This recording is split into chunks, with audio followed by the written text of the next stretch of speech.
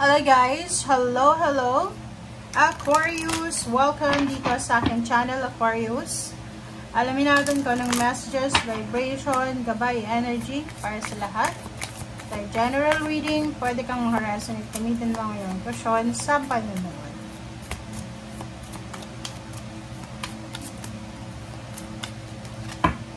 Aquarius. Okay. Parental care. Get some rest. Okay. Aquarius. Alam mo yung energy na to, lumabas na to siguro mga 2 years ago para sa inyo. Yung parental care dito, if you're a parent, kung may anak ka, apo, pamangkin, kailangan mong bantayan sila. I-guide yung mga batang individual na mas bata pa sa'yo. Okay? Get some rest doon sa mga Aquarius na buntis, gustong mabuntis, nakabakasyon, masakit ang katawan, mayroon kayong nararamdaman, get some rest. Okay? Parental care, nakikita ko may iba ditong Aquarius na siguro meron silang nararamdaman, pwedeng naglilihi, or pwedeng meron silang mga emotional problems na kailangan nila yung tulong ng kanilang magulang. Especially yung mother nila. So, if you're, for example, parent ka, lalo kung nanay ka, beware kasi may mga anak kayo na nangangailangan ng tulong nyo, pero hindi nila masabi-sabi sa inyo yung mga gusto nilang tulong na kailangan. Okay? So, kailangan nating maging aware doon.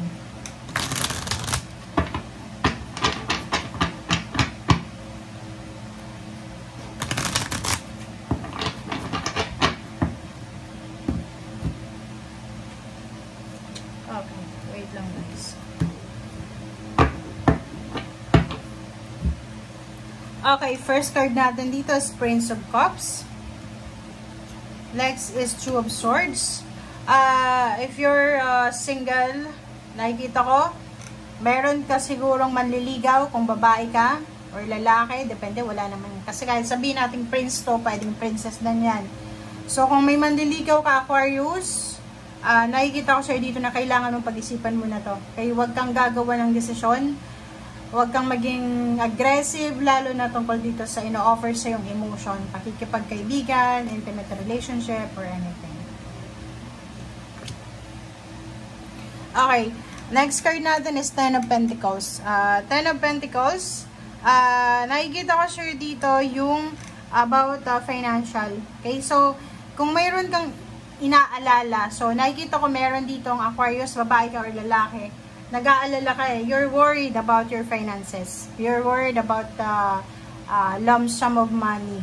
Pwedeng, nakikita ko sure dito, meron kang pinaghahandaan na pera, parang gano'n, like manganganak ka, yung asawa mo manganganak, parang gano'n, may mga bills, or pwedeng, nakikita ko sure dito, nag-aalala ka. Pwedeng gusto mong makaipon ng lump sum of money, yung malaking halagang pera talaga, makasave, pero nakikita ko na you're worried. So, comment down below if you resonated. Eight of Cups, nakikita ko sure dito na dahil sa problema sa pera, isang Aquarius ang posibleng makakapag-desisyon na kung sila ay nakatira sa ibang lugar, pwedeng babalik sila sa kanilang pamilya, 'di ba? Parang babalik sa probinsya. Dahil sa probinsya, pwede silang makapagtipid doon, 'di ba? So, kung nasa city, nagre-rent ng bahay, meron ditong Aquarius na posibleng uuwi sa kanilang probinsya para doon magpahinga or para doon ituloy yung pagbubuntis, parang ganun. So, nakikita ko sure dito na you're leaving, you're traveling, you're moving. Parang lilipat ka ng ibang bahay, lilipat ka ng ibang residence, or lilipat ka ng zip code, lilipat ng bansa, or talagang meron ka ditong gagawin na pagbabago. Nakikita ko rin sa'yo dito 10 months from now or pwedeng 9 months from now. 9 weeks, meron kang isi-celebrate. Celebrate about life. Pwedeng may new baby, may baptism, may birthday celebration ng family. Pwedeng yung iba sa inyo dyan, merong mga housewarming, house blessing, parang ganun. Okay? Okay, next card natin is Queen of Cups, Nine of Cups. So, yun. Isa sa mga pinagpipray mo, isa sa mga parang minamanifest mo every year yan eh. Diba? Yung parang ito yung prayers mo, gusto mong mabuntis, gusto mong magkaroon ng anak, gusto mong madagdagan yung anak mo, gusto mong magkaroon ng masayang pamilya, gusto mong mai-provide sa family mo yung ganito, ganyan. So, nakikita ko, wishes mo yan. Siguro few years ago, 9 years ago, yung iba din, nagwi-wish na sana ma-regular sila sa trabaho, ma-promote sila sa trabaho, tumaas yung position sa trabaho. Nakikita ko sir dito na kumalma ka lang daw, okay? Kalma lang kasi parating na to, okay? Dahan-dahan lang. Yun yung sinasabi, di ba, ni Saint Francis of Assisi. Kailangan nating magdahan-dahan. Huwag nating madaliin, okay? So, mas maganda na maging, kumbaga, panatag tayo, okay? Kalma lang. Darating kung darating. Kung hindi darating, hindi darating, di ba? So, huwag mong i-pressure yung sarili. Oh, di ba? Nandito yung the Star and 5 of Pentacles. So, sinasabi sir dito, meron kang mga financial wishes, financial dreams, na posibleng makukuha mo. Pwedeng yun, yung pagkakaroon ng anak, pagkakaroon ng business, pagkakaroon ng stable na job or career. Especially yung iba, may mga health issues regarding reproductive organ, sa mga respiratory organ, or sa physical health problems mo. Sinasabi dyan sa'yo ng baraan na posibleng makaka-recover ka dyan. Okay? So, dito sa The Sun, sinasabi sa'yo dito ng The Sun na isang masayang okasyon, masayang result ang posibleng darating sa'yo, Aquarius. And yung The Sun na yan is nagsasabi sa'yo na magiging sobrang saya.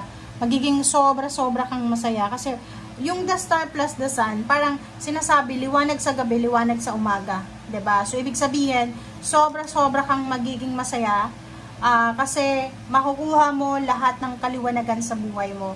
Sa umaga man or sa gabi, hindi na madilim, parang ganun. So, atong dalawang to, The Sun and the Star, is parang combination siya ng dream come true, di ba? So, yung lahat, parang wish fulfillment, achieve ka, parang ganun, triumphant success, parang ganun. So, comment down below if you resonated.